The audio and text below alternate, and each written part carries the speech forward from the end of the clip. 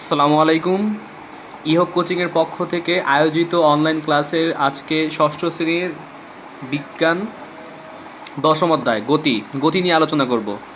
আর আমি সাথে থাকছি ইশাদ স্যার। ওকে, ফাইন। সো শুরুতেই আপনাদের গতি সম্পর্কে একটু ছোটো একটা ধারণা দিই। নর্মালি যে একটা বস্তু গতিশীল এটা আমরা দেখতেছি। সো অবশ্যই একটা গতিশীল বস্তুর গতি আছে। সো এটা তো বলাই যায়। একটা বস্তু যে স্থির আছে এটাও কিন্তু আমরা দেখলে বুঝতে পারতেছি। সো এখন কথা হচ্ছে যে কোনটা অ্যাকচুয়ালি স্থিতিশীল, কোনটা অ্যাকচুয়ালি গতিশীল আমরা কীভাবে বুঝতেছি? একটা বস্তু তার অবস্থার পরিবর্তন করতেছে না। সো এখন আমি তাকে কি বলতেছি? ওই বস্তুটা স্থিতিশীল অবস্থা আছে। আচ্ছা, সো একটা বস্তু তার অবস্থার পরিবর্তন করতেছে। সো এক্ষেত্রে আমি কি বলতেছি? এক্ষেত্রে আমি বলতে পারতেছি ওই বস্তুটা গতিশীল অবস্থায় আছে। সো নর্মালি আমি এখন বলতে পারি যে স্থিতি কাকে বলে? স্থিতি। সো স্থিতি কাকে বলতেছি? সময়ের সাথে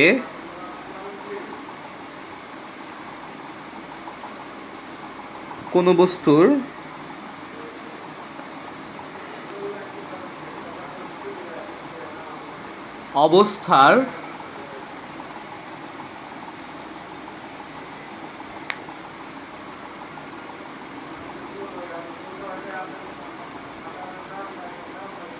অবস্থার পরিবর্তন না হলে তাকে স্থিতি বলে।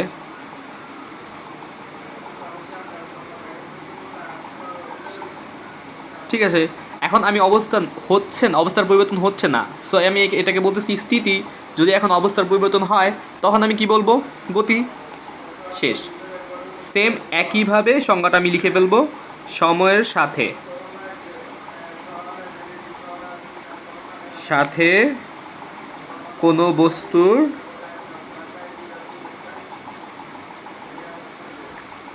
অবস্থার পরিবর্তন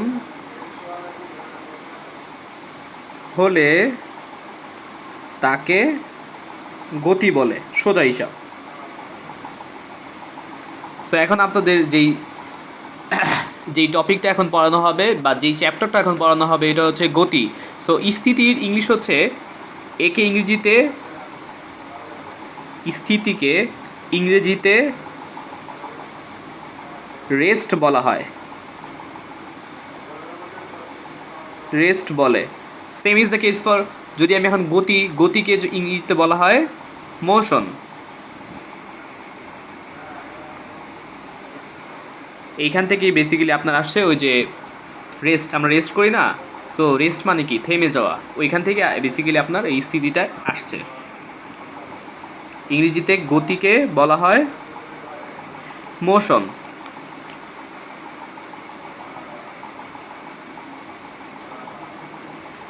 সো বেসিক্যালি একটা বস্তু স্থির আছে নাকি গতিশীল অবস্থায় আছে, সো এটা তুমি বেসিক্যালি কীভাবে বুঝতেছো? অবশ্যই একটা প্রসঙ্গ কাঠামো লাগবে। সো প্রসঙ্গ কাঠামো বেসিক্যালি কি? যদি আমি একটা নর্মাল যে চিন্তা করি, যে আমি বলতেছি একটা ফ্রেন্ডকে ফোন দিয়ে বলতেছি আচ্ছা তুই এখন কোথায় আসোস? সো ও তোমাকে রিপ্লাই করতেছে যে ও ইহকের সামনে দাঁড়ায় আছে। ওকে, ফাইন। সো আমি কি বলতেছি? ইহকের সামনে ওই ছেলেটা দাঁড়ায় আছে, ও বলতেছে আমাকে। সো দাঁড়ায় আছে মানে কি? স্থির অবস্থা আছে। সো আমি এখানে কি করছি? একটা প্রসঙ্গ কাঠামোটা কি? ইহক কোচিংয়ের সামনে ছেলেটা দাঁড়ায় আছে। সো দেখো, আমি স্থিতি দাঁড়ায় আছে তার মানে স্থিতি অবস্থায় আছে, সেটা কল্পনা করছি একটা স্থির বস্তুর সাপেক্ষেই। ওই স্থির বস্তুটা কি? প্রসঙ্গ কাঠামো। এবং প্রসঙ্গ কাঠামোটা বেসিক্যালি কি? ইহক কোচিং সেন্টার। সেম আরেকটা বন্ধুকে আমি ফোন দিলাম, ফোন দিয়ে ও রিপ্লাই করতেছে যে ও এখন ইহকের সামনে দৌড়াচ্ছে। সো ও বলতেছে ইহকের সামনে দৌড়াচ্ছে। দেখো, ইহকের সামনে দৌড়াচ্ছে, ইহকের সাপেক্ষে, তাইলে ওই ছেলেটা কি? গতিশীল অবস্থায়। সো এখন আমি ইজিলি বলতে পারি যে যার সাপেক্ষে কোনো বস্তু গতিশীল অবস্থা আছে নাকি স্থির অবস্থা আছে চিন্তা করা হয়, তাকেই বলা হয় প্রসঙ্গ কাঠামো। সো আমি এটা নর্মালি সুন্দর ভাষায় লিখি। প্রসঙ্গ কাঠামো, হোয়াট ইজ অ্যাকচুয়ালি প্রসঙ্গ কাঠামো? প্রসঙ্গ কাঠামোকে ইংরেজিতে বলা হয় রেফারেন্স অবজেক্ট। সো এই ইংলিশগুলা বেসিক্যালি তোমরা এখন থেকে ইংরেজি একটু প্র্যাকটিস করবা, কারণ তোমাদের বড় হয়ে সব ইংরেজিতে পড়তে হবে তো। সো এখন থেকে একটু শিখে রাখো। আর ইংলিশ তো খারাপ না, তাই না? Reference object. সো এখন ইজিলি তুমি লিখতে পারতেছো যে যার সাপেক্ষে কোনো বস্তু স্থির না গতিশীল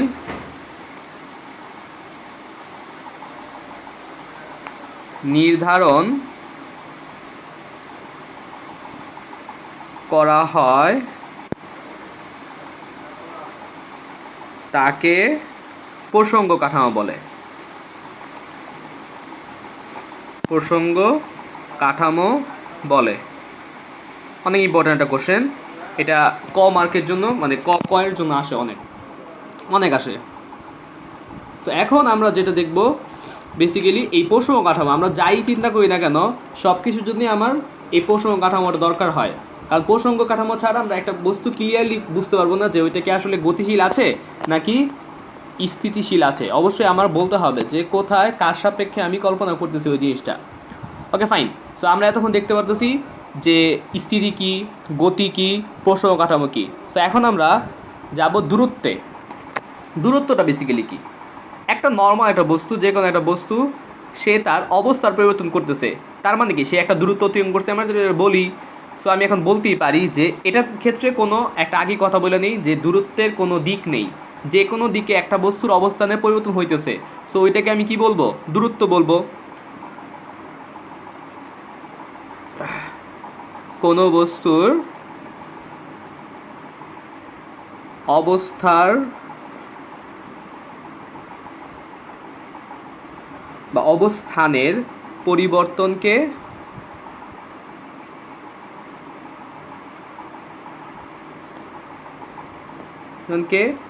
দূরত্ব বলে। এর একক হচ্ছে মিটার। একক মিটার। সব কিছুর ক্ষেত্রে ছোট সংক্ষেপে এম বলা হয় আর কি, এম দিয়ে প্রকাশ করা হয়। 10 মিটার বা 5 মিটার, 5 মিটার দূরত্ব অতিক্রম করছে, এটা আর কি মিটারে প্রকাশ করা হয় এম দিয়ে সংক্ষেপে। সো তারপরে আসতেছি আমি এখন সরণের ক্ষেত্রে। সো আমরা বেসিক্যালি একটা কথা বলে রাখা দরকার, আমি কিন্তু আগেই তোমাদেরকে বলছি যে দূরত্বের ক্ষেত্রে কোনো দিক ভ্যারি করে না, বা সরণের ক্ষেত্রে অবশ্যই এখন তোমার দিক ভ্যারি করতে হবে, আদারওয়াইজ তোমার এটা সরণ হবে না। সো আমি এখন বলি যে সরণ কাকে বলে। সরণের জন্য আমি আগেই বলতেছি, সরণের জন্য অবশ্যই একটা নির্দিষ্ট দিক লাগবে। উইথাউট দিক তুমি কোনো সরণ বলতে পারবো না ওইটাকে তুমি আলটিমেটলি দূরত্বই থাকবে।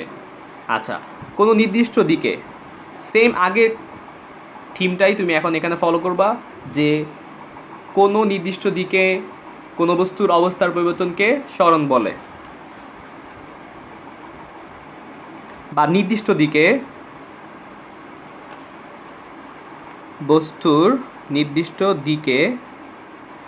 বস্তুর অবস্থার বা অবস্থানের পরিবর্তনকে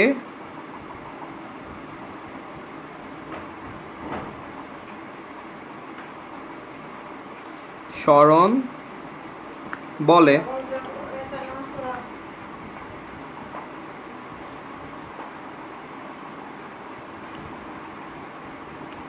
এর একক হচ্ছে মিটার। দূরত্বের একক আর সরণের একক সেম, মিটার। এখন তোমাদের একটু নর্মাল একটা সরণ আর দূরত্বের মধ্যে একটু পার্থক্যটা বুঝতে চেষ্টা করো সবাই। দেখো আমি নর্মালি একটা মাঠ, ধরো এটা একটা মাঠ, এটা একটা বৃত্তাকার মাঠ। সো বৃত্তাকার মাঠে এইখান থেকে একজন, মনে করো তোমাদের 6-এর রোহান নামে একটা ছেলে, রোহান এখান থেকে সে দৌড়াচ্ছে, সে এখান থেকে একদম, এই মাঠটা পুরোটা হচ্ছে হইলো, আমি ধরি 50 মিটারের একটা মাঠ। হ্যাঁ, 50 মিটারের একটা মাঠ। সো আমি যদি তোমাকে এখন বলি যে এই পুরা মাঠটা যদি একবার রোহান ঘুরে আসে, সো তার স্মরণ কত, তার দূরত্ব কত হবে, তার মানে সে কতটুকু পরিমাণ দূরত্ব অতিক্রম করছে, পুরো মাঠটা কতটুকু, পুরো মাঠটা হচ্ছে আপনার 50 মিটার। সো সে দূরত্ব অতিক্রম করছে কতটুকু, 50 মিটার। তাহলে আমি এখন বলতেই পারি যে সে 50 মিটার দূরত্ব অতিক্রম করছে। বাট এখন যদি আমি আবার বলতেছি সেম ওই মাঠটাই 50 মিটারের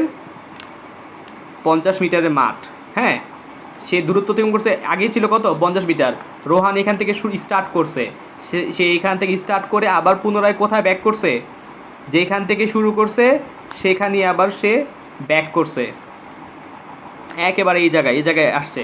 সো এক্ষেত্রে তার স্মরণ হয়েছে বেসিক্যালি 0। তার স্মরণ হয়েছে 0 মিটার। তার মানে সে যেখান থেকে স্টার্ট করছে সেই পয়েন্টে আবার ব্যাক করছে, তার মানে এখানে আমার কোনো প্রকার স্মরণ হয় নাই।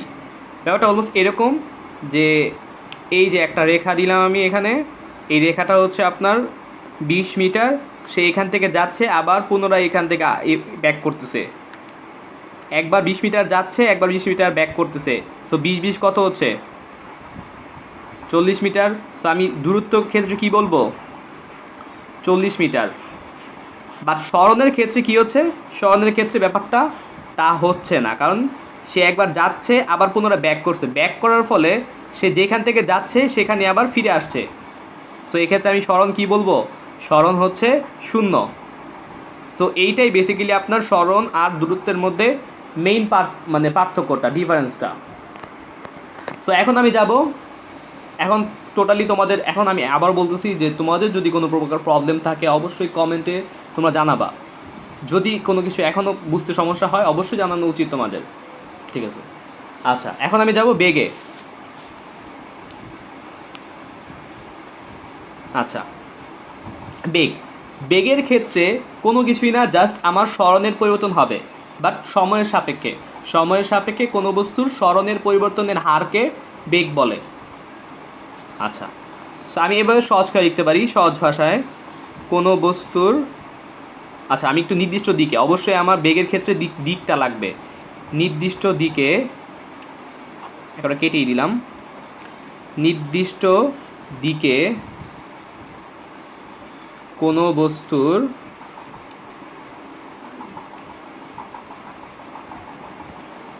স্মরণের হারকে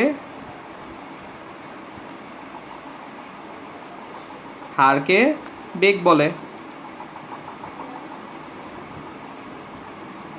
সো আচ্ছা, এখন আমার কথা হচ্ছে যে বেগের একক হচ্ছে আপনার, এর একক মিটার পার সেকেন্ড স্কোয়ার। এই যে এই চিহ্নটা আছে না, এই চিহ্নটা দিয়ে বোঝায় ভাগ। আচ্ছা, মিটার পার সেকেন্ড, শুধু সেকেন্ড 1 হবে, আচ্ছা কেটে দিয়ে একেবারে মিটার পার সেকেন্ড এটা হবে। এই যে এই চিহ্নটা দিয়ে বোঝায় ভাগ। এই যে এটাকে আবার এইভাবে লেখা যায়, মিটার, এভাবে লেখা যায়। সো এইটাও দিয়ে বোঝায় আপনার ভাগ। সো এইটা আপনারা পরবর্তীতে যখন বড় হবেন তখন বুঝতে পারবেন। আপাতত জাস্ট বুঝে রাখেন যে এটা মিটার পার বা মিটার ভাগ সেকেন্ড, এটা বোঝায়। হ্যাঁ, বেগের একক হচ্ছে মিটার পার সেকেন্ড, ঠিক আছে গেল। এটা হচ্ছে আমার বেগ। সেম এখন যদি আমি দ্রুতি বলি, দ্রুতি কি, আচ্ছা আমি আগেই বলছি যে স্মরণ আর দ্রুতি অলমোস্ট সেম, জাস্ট আমার একটা দিক অ্যাড হয় সেম। তাহলে এখন আমি যদি বেগের ক্ষেত্রে একটা দিক অ্যাড করছি, মানে স্মরণের হারটাকে নিয়ে কাজ করছি, সো দ্রুতির ক্ষেত্রে আমি কাকে নিয়ে কাজ করব, দ্রুতির ক্ষেত্রে আমি অবশ্যই দূরত্বকে নিয়ে কাজ করব। সো আমি বলতেই পারি যে কোনো বস্তুর দূরত্বের বা অবস্থার পরিবর্তনের হারকে, কোনো দিক লাগবে না এখানে, কোনো বস্তুর দূরত্বের হারকে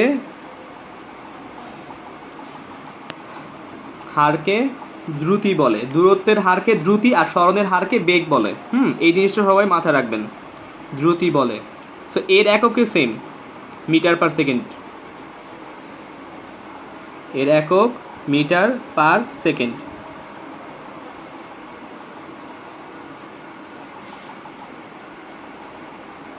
মিটার পার সেকেন্ড, আচ্ছা ঠিক আছে গেল।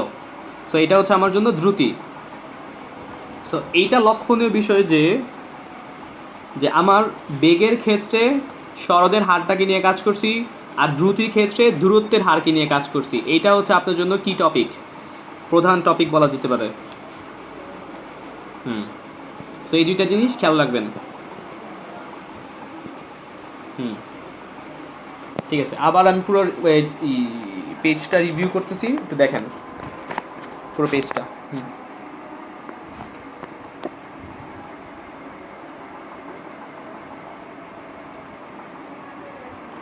ঠিক আছে, সো এখন আমি যাচ্ছি নেক্সট টপিকে। সো যখন আমার স্মরণ আর দূরত্ব ছিল, এরপর আসছে কি বেগ আর দ্রুতি। এখন আসবে কি, দেখো স্মরণ আর দূরত্ব এর মধ্যে একটার মধ্যে দিক আছে আর একটার মধ্যে দিক নাই। সেম দ্রুতির মধ্যে আর বেগের মধ্যে একটার মধ্যে দিক আছে আর একটার মধ্যে দিক নাই। এখন আমি আসব ত্বরণ আর মন্দনে। সো ত্বরণ, হোয়াট ইজ অ্যাকচুয়ালি ত্বরণ? ত্বরণ হচ্ছে বেগের পরিবর্তন হার। যদি আমার বেগ পরিবর্তন হয় অবশ্যই আমার ত্বরণ থাকবে, যদি বেগ পরিবর্তন না হয় তখন আমার কখনোই ত্বরণ হবে না। আচ্ছা, বেগ সম্পর্কে একটু আইডিয়া দিই। যেমন আমি কখন বলবো যে একটা বস্তুর বেগ বেশি? আমি একটা বস্তুর বেগ তখনই বেশি বলবো যখন আমি দেখবো যে ওই বেগটা খুব একক সময়ে খুব বেশি পরিমাণ দূরত্ব অতিক্রম করতে পারছে। যদি সে একই সময়ে বেশি পরিমাণ দূরত্ব অতিক্রম করতে পারে, যেই বাসটা, একটা নর্মালি দুইটা বাস আমি নিলাম, একটা বস্তু 1 ঘন্টায়, একটা বাস 1 ঘন্টায় 30 কিলোমিটার যেতে পারে। সেম আরেকটা বাসই নিলাম, একটা একই সময় 1 ঘন্টার মধ্যে সে 20 কিলোমিটার যেতে পারে। সো আমি এখন বলবো কার ক্ষেত্রে বলবো, যে আমি যেমন নর্মালি বেগ কার বেশি বলবো। সো যে একই সময়ে বেশি পরিমাণ দূরত্ব অতিক্রম করতে পারছে বা বেগ দূরত্ব অতিক্রম করতে পারছে, তাকেই আমি কি বলবো? তাকেই আমি বলবো তার পাওয়ার বেশি বা তার স্পিড বেশি, সোজা হিসাব। স্যার এখন আমি আসি ত্বরণের ক্ষেত্রে। ত্বরণের ক্ষেত্রে বেগের বৃদ্ধির হার, হ্যাঁ, বেগের বৃদ্ধির হার বেসিক্যালি হার দিয়ে বোঝায় এইটাই যে একে আপনি সময় দিয়ে ভাগ করতেছেন। যখন আমি স্মরণের হার বলছি তখন স্মরণের একক ছিল মিটার, মিটারকে আপনি সময় দিয়ে ভাগ করছেন, সময় ওই যে সেকেন্ড, এম ভাগ সেকেন্ড বা এম ভাগ এস যখন দিছিলাম তখন এটা দিয়ে যে ভাগ এস দিয়ে বেসিক্যালি কী বোঝায়? টাইম বোঝায়।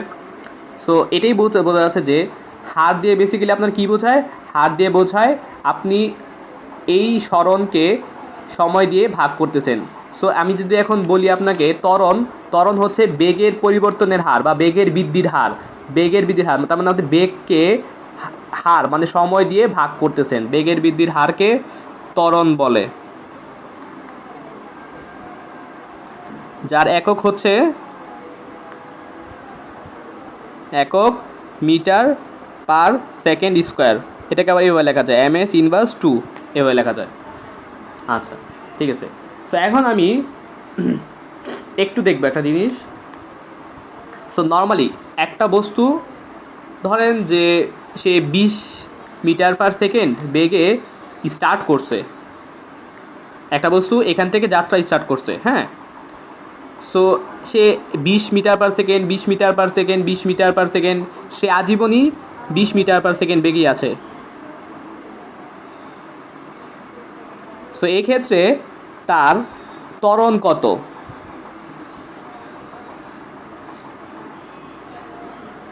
সো এক্ষেত্রে যে দেখেন আপনি নর্মালি সে 20 মিটার দূরত্ব অতিক্রম করছে 20 মিটার পার সেকেন্ড বেগে। সেম এখানেও সে 20 মিটার দূরত্ব অতিক্রম করছে 20 মিটার পার সেকেন্ড বেগে। সেম এখানেও সে 20 মিটার দূরত্ব অতিক্রম করছে 20 মিটার পার সেকেন্ড বেগে। সো এখন আমি যদি বলি আপনাকে যে তার ত্বরণ কত, দেখেন ত্বরণটা তখনই আসবে যখন আমার বেগের পরিবর্তন হবে।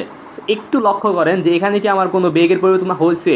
20 মিটার দিয়ে সে শুরু করছে, সে 20 মিটার দিয়েই শেষ করতেছে। সো আমার তো আলটিমেটলি কোনো আমার বেগের পরিবর্তন হচ্ছে না। আর বেগের পরিবর্তন যদি না হয় তাহলে কখনই আমার ত্বরণ হবে না। সো এখানে আমি তাহলে কী বলতে পারি? এক্ষেত্রে ত্বরণ হচ্ছে 0। ত্বরণ হচ্ছে কত? 0 মিটার পার সেকেন্ড স্কোয়ার। ঠিক আছে। সো এখন আমি কোনটার ক্ষেত্রে ত্বরণটা হবে মূলত, মনে করি একটা বস্তু আমি এখান থেকে যাত্রা শুরু করছি, সে 50 মিটার দূরত্ব যাবে এখান থেকে এই পর্যন্ত, সে 20 মিটার দিয়ে শুরু করছে, তার শেষ হচ্ছে 50 মিটার/সেকেন্ড বেগে।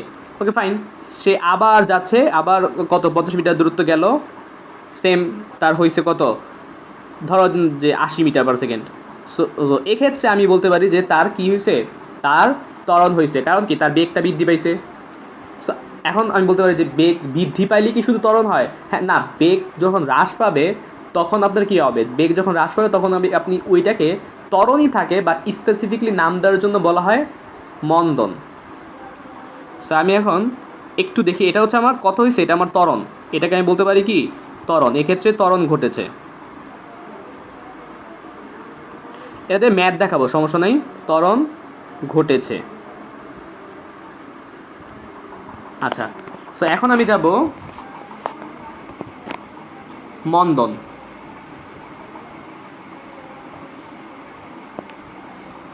বেগের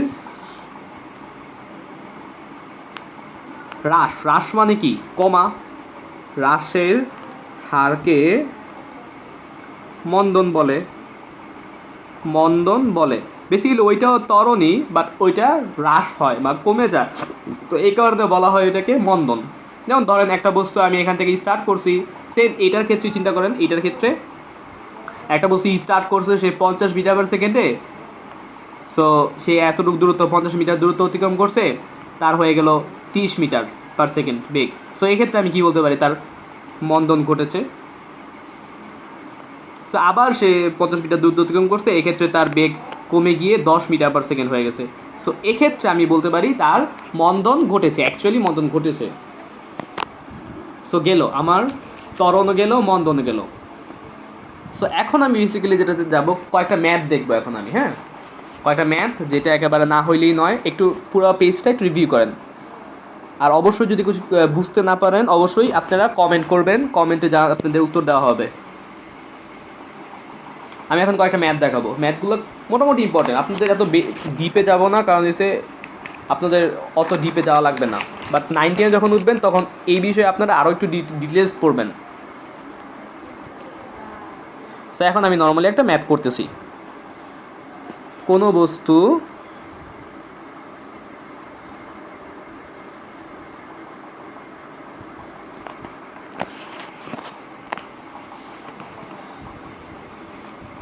কোনো বস্তু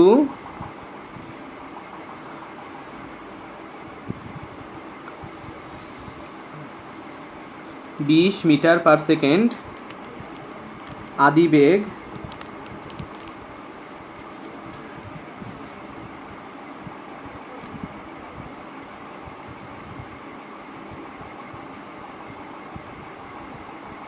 আদিবেগ নিয়ে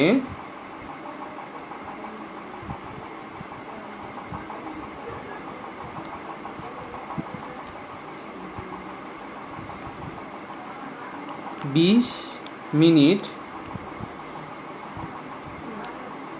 আমি একটু 20 সেকেন্ড দিই, 20 সেকেন্ড পর শেষ বেগ 30 মিটার/সেকেন্ড হলে ত্বরণ কত? ত্বরণ কত, এটা কত লিখছি। আচ্ছা, ঠিক আছে। সো আমি এখন সলিউশনটা করি। সো আমি কি জানি, বেগের পরিবর্তনের হারকে, হার বলতে আমি কি বোঝাই, সময় দিয়ে ভাগ করতে হবে। সো আমি এটা নিজে একটা সূত্র বানায় ফেলি। বেগের পরিবর্তন আমি নর্মালি লিখি বেগের পরিবর্তন। বেগের পরিবর্তন বলতে বোঝাবেন শেষ বেগ থেকে আদি বেগ বিয়োগ করে দিবেন। এখানে শেষ বেগ কত দেওয়া আছে লিখি। হ্যাঁ, শেষ বেগ বিয়োগ আদি বেগ, একেবারে ইজি কনসেপ্টটা, একেবারে ইজি। বেগের পরিবর্তন বলতে আপনি কী বুঝাবেন, বেগের পরিবর্তন, বেগ অ্যাকচুয়ালি কীভাবে পরিবর্তনটা হয়েছে এটা লিখবেন। সো বেগের পরিবর্তন আপনার শেষ বেগ হচ্ছে কত, 30 মিটার/সেকেন্ড বিয়োগ 20 মিটার/সেকেন্ড। সো আমার আলটিমেট রেজাল্টটা কত হচ্ছে 10 মিটার/সেকেন্ড। সো এক্ষেত্রে সময় আপনার কত দেওয়া আছে, সময় দেওয়া আছে 20 সেকেন্ড। ঠিক আছে, অতএব আপনার দরকার কি ত্বরণ। সো ত্বরণের সূত্রটা আমি কি বলছিলাম, বেগের পরিবর্তন ভাগ সময়। বেগের পরিবর্তন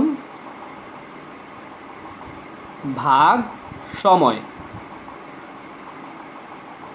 সো আলটিমেটলি আপনার রেজাল্টটা হচ্ছে 10 মিটার পার সেকেন্ড, আর ওটা হচ্ছে 20 সেকেন্ড। সেকেন্ডকে সংক্ষেপে এস দিয়ে প্রকাশ করা হয়। আচ্ছা, তো আপনার হচ্ছে এটা 0.5 মিটার পার সেকেন্ড স্কোয়ার। আমি কিন্তু ত্বরণের এই এককটা জানতাম। সো এই এককটা যদি না দেন আপনাদের মার্ক কিন্তু 1-2 কেটে দিলেও দিতে পারে। সো এটাই আমার অ্যান্সার, শেষ। সো এখন আপনাদের একটু ক্লিয়ার করার জন্য আরেকটা ম্যাথ করা যেতে পারে।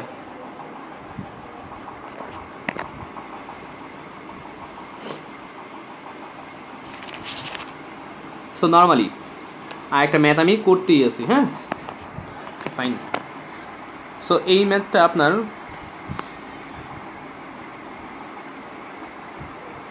একজন পথচারী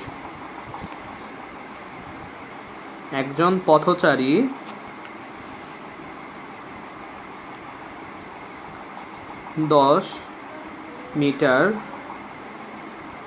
20 মিটার দূরত্ব, আচ্ছা একটু একটু একটু ইয়া করেন, পথচারীটা স্থির ছিল, হ্যাঁ, স্থির থেকে 20 মিটার দূরত্ব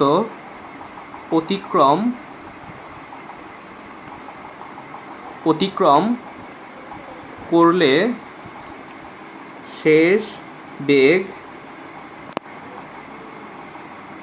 হয়, আচ্ছা শেষ বেগ হয় 10 মিটার পার সেকেন্ড। বেগের একক কি আমরা জানতাম? Metre per second. সো এই ক্ষেত্রে আপনার শেষ বেগটা কথা হচ্ছে মিটার পার সেকেন্ড, এত মিটার পার সেকেন্ড। তাহলে ত্বরণ কত হবে?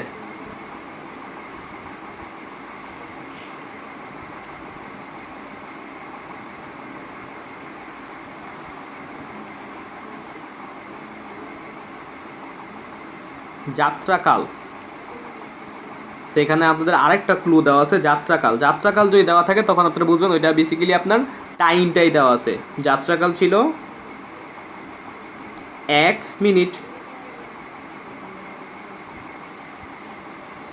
আরও বেশি দিতে পারতাম, তবু কমে দিচ্ছি, সমস্যা নেই। সলিউশন বা সমাধানটা করি আমরা। সো সমাধানটা হচ্ছে এরকম যে লিখবেন স্থির অবস্থায় আদিবেগ, স্থির অবস্থায় আদিবেগ সবসময় 0। স্থির অবস্থায় কোনো বস্তু যদি থাকে তাহলে তার আদিবেগ অবশ্যই হবে কত? 0। আদিবেগ 0 লিখলেন। আচ্ছা, পথচারীর শেষ বেগ হচ্ছে কত দেওয়া আছে? 10 মিটার পার সেকেন্ড। সো যাত্রাকালকে আপনি লিখতে পারবেন সময়, বা সময় 1 মিনিট। সো 1 মিনিটকে আপনি অবশ্যই সেকেন্ডে নিয়ে নেবেন। 1 মিনিট সমস্যা কত সেকেন্ড? 60 সেকেন্ড। সো এখন আমি করি। আমরা জানি ত্বরণ, এই সূত্রটা আপনারা সবাই মুখস্থ করে ফেলবেন ত্বরণের। আমরা জানি ত্বরণ ইকুয়াল টু শেষ বেগ বিয়োগ আদিবেগ ভাগ সময়। সো আপনি শেষ বেগটা কত দেওয়া আছে? 10 মিটার পার সেকেন্ড। আপনি একক না লিখেন সমস্যা নেই, এক্ষেত্রে আপনার এককটা ইম্পর্টেন্ট না, বাট এখানে আমার এককটা মাস্ট বি ইম্পর্টেন্ট। সময়টা কত দেওয়া আছে? 60 সেকেন্ড। তো টোটাল রেজাল্টটা হবে আপনার, আচ্ছা এটা আপনি রেজাল্টটা বের করে নিন।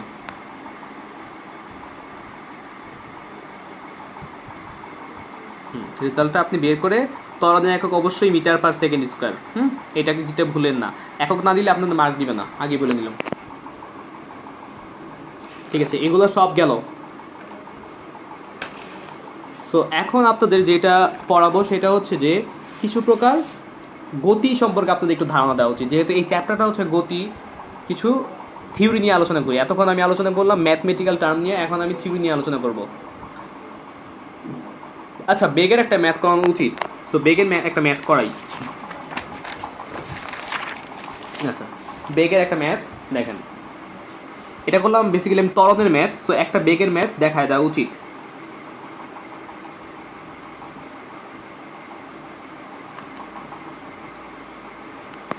একজন লোক একজন লোক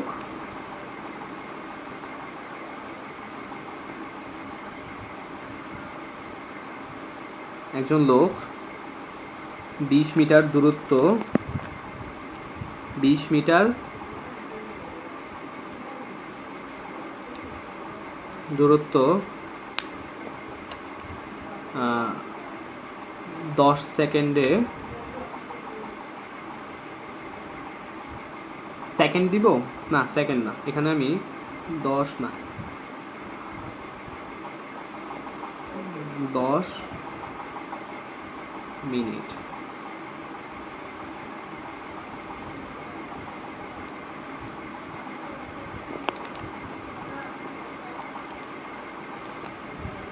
করলে বেগ কত হবে?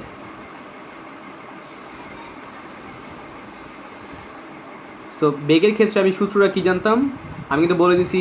সো বেগের সংজ্ঞাটা থেকে আপনি সূত্রটা বানান। সো বেগের সংজ্ঞাটা হচ্ছে সরণের পরিবর্তনের হার। সো এখানে আমার সরণটা কত? 20 মিটার। বেসিক্যালি এটা দূরত্ব, যাই হোক এটা আপনি নির্দিষ্ট দিকে দিয়ে দিতে পারেন, তাইলে এটা আমার জন্য সরণ হয়ে যাবে নির্দিষ্ট দিকে। ঠিক আছে, অতএব আমি প্রথমে দেওয়া আছে লিখতে পারি, দেওয়া আছে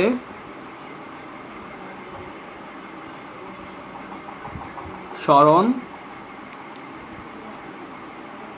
20 মিটার আর সময় দেওয়া আছে কত? সময় হচ্ছে 10 মিনিট। সো 10 মিনিটকে যদি আপনি এখন 60 দিয়ে গুণ করেন তাইলে ওইটা হয়ে যাবে কি 600 সেকেন্ড। অবশ্যই আপনি এইসব ম্যাথগুলোর ক্ষেত্রে সেকেন্ড নিয়ে কাজ করবেন, নট মিনিট, সেকেন্ড নিয়ে কাজ করবেন। আচ্ছা, অতএব আমি এখন আমার চাইছে কি বেগ চাইছে। সো বেগটা বেসিক্যালি কি সরণ ভাগ সময়। সো এই সূত্রগুলো মাথায় রাখবেন, ওই যে এর আগে দেখাইছিলাম ত্বরণের সূত্রটা, এই সূত্রগুলো আপনি মাথায় রাখবেন। আচ্ছা ঠিক আছে, সরণটা হচ্ছে আপনার কত? 20 মিটার আর সময় কত? 600 সেকেন্ড। সো এইটা আপনি বের করে ফেলবেন, আপনার রেজাল্টটা হবে মিটার পার সেকেন্ডে। এটা দিয়ে দিলাম, রেজাল্ট আপনি নিজে করে বের করে ফেলবেন। ঠিক আছে, এটা আপনার অলরেডি বেগের একটা ম্যাথ আমি দেখায় ফেললাম। ঠিক আছে, এখন আমি যেটা দেখাবো সেটা হচ্ছে কয়েক প্রকার সংজ্ঞা। সো গতি তো অনেক ধরনেরই হয়, গতি পর্যায়বৃত্ত গতি হয়, ঘূর্ণন গতি হয়, দোলন গতি হয়। সো অনেক প্রকার গতি আছে। সো আমি এখানে বেসিক্যালি 4 প্রকার গতি নিয়ে আমি আপনাদেরকে একটু আলোচনা করব। আচ্ছা, সো একটু দেখি আমরা। প্রথমে আমরা আসি সরল গতির ক্ষেত্রে। সরল গতি, সো সরল গতি কোনটা? দেখেন একটা জিনিস, সরল গতি। সো সরল গতি দিয়ে বোঝা যাচ্ছে যে আপনার এটা একটা সরল রেখা। সো কোনো বস্তুর গতি যদি একটা সরল রেখা বরাবর কাজ করে, সো ওই গতিটাকে আমি বলবো সরল গতি। কোনো বস্তুর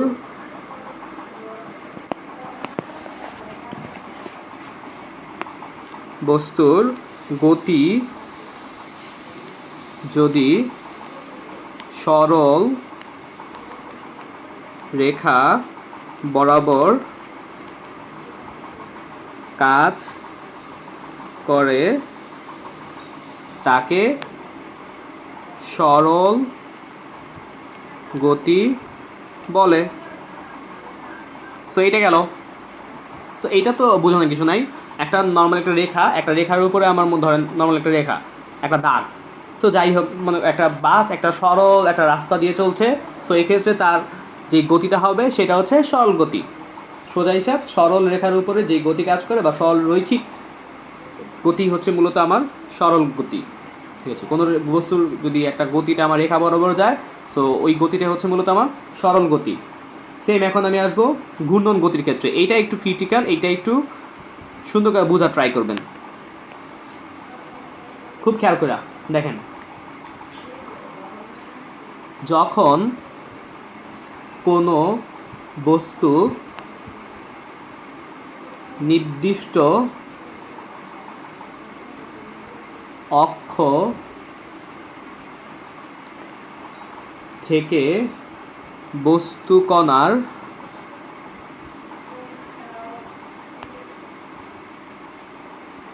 দূরত্ব অপরিবর্তিত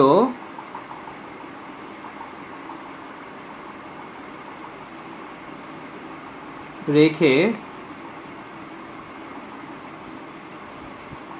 ওই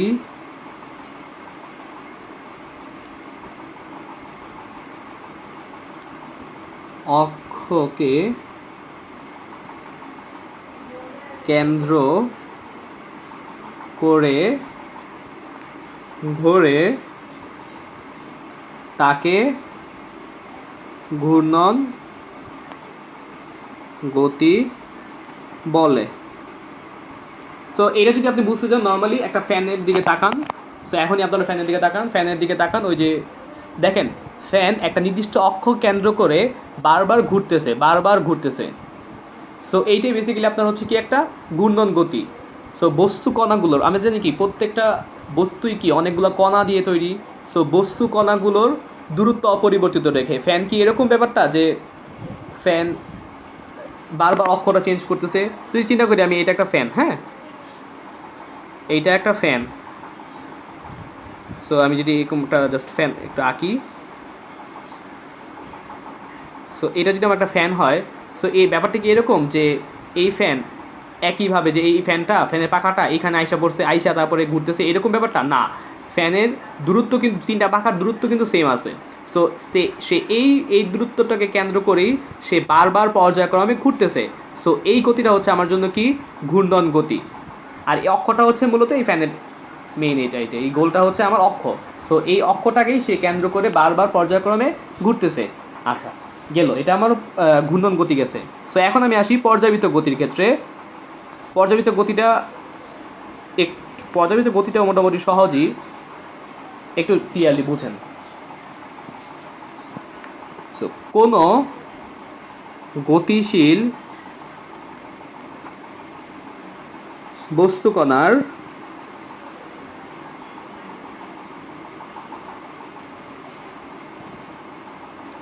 গতি যদি এমন হয় যে এটি কোনো নির্দিষ্ট বিন্দুকে নির্দিষ্ট সময়ে বারবার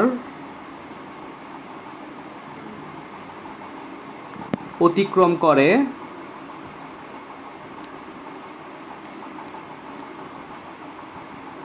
তাকে পর্যায়বৃত্ত গতি বলে। সো এক্ষেত্রে যদি আমি ফ্যানের উদাহরণটা নিয়ে কাজ করি, সো ফ্যানের উদাহরণটার ক্ষেত্রে কী হবে দেখেন। সো ফ্যান গতিশীল অবস্থা আছে। সো এইটা হচ্ছে ফ্যানের নির্দিষ্ট বিন্দু। আচ্ছা ফ্যানটা আমি ছাড়লাম, সে একই সময়ে এই নির্দিষ্ট বিন্দুকে বারবার সে অতিক্রম করে যাচ্ছে না। সো এই যে বারবার যে সে অতিক্রম করছে, অতিক্রম করার ফলে এখানে আমার একই সাথে ঘূর্ণন গতি, একই সাথে পর্যাবৃত্ত গতি কাজ করছে। সো আমি যদি এখন চিন্তা করি যে আহনিক গতি বা পৃথিবী তো সূর্যকে কেন্দ্র করে ঘুরে। সো পৃথিবী যে সূর্যকে কেন্দ্র করে ঘুরতেছে এই সময়টাও কি ডেইলি হচ্ছে না। সে 24 ঘন্টায় দেখা যায় তার নিজ অক্ষটা সে একবার ঘুরে, পাশাপাশি সে 365 দিনে একবার পুরো সৌরজগতের যে কক্ষটা আছে সেটা সে ঘুরতেছে। সো এক্ষেত্রে এটাকেও আমি কি বলতে পারি পর্যাবৃত্ত গতি, বা পৃথিবীর গতিও হচ্ছে এক প্রকার কি পর্যাবৃত্ত গতি। সো এটা আমার এখন পর্যাবৃত্ত গতিটা আমি ক্লিয়ার হইলাম। এখন আমি আসবো দোলন গতির ক্ষেত্রে। দোলন গতিটা হুবহু পর্যাবৃত্ত গতির মতনই, জাস্ট আপনি একটু দেখেন তাইলে দিকটা চেঞ্জ হবে। হ্যাঁ দোলন গতি, এটার আরেকটা নাম হচ্ছে স্পন্দন গতি, এটাও মাথায় রাখতে পারেন স্পন্দন গতি। এভাবে আপনাদের কোশ্চেন আসতে পারে যে স্পন্দন গতির বা দোলন গতির অপর নাম কি। সো এটা দিয়ে একটা অবজেক্টিভ হইতেই পারে, স্বাভাবিক। সো এখন আমি দেখি কোনো বস্তুর গতি যদি এমন হয় এমন হয় যে এটি তার গতিপথের অর্ধেক সময় কোনো নির্দিষ্ট দিকে, বাকি অর্ধেক